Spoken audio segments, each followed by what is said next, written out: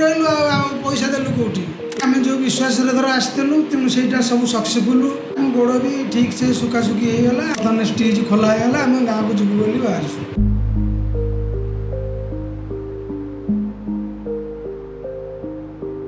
कौन असुविधा होता हॉस्पिटल आसी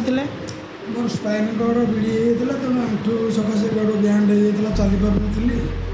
से कष्ट हबार आसली आसिक गोटे गोड़ भी दुईटा गोड़ हबार था कि गोटे गोड़ हेली आस 2 मास गले कि समय लेके आसिक पुणी आउ गोटे करी केते दिन है ऑपरेशन है 17 दिन है आप 17 दिन है हॉस्पिटल अच्छा अच्छा आपन जो 17 दिन है हॉस्पिटल अच्छा आपन को जो चिकित्सा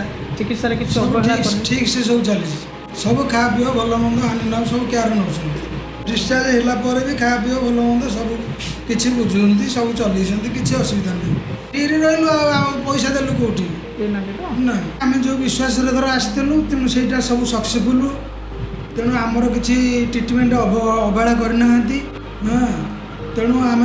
देखुचु आमको जो पिला माने आमर ट्रिटमेंट भल मंद सबकि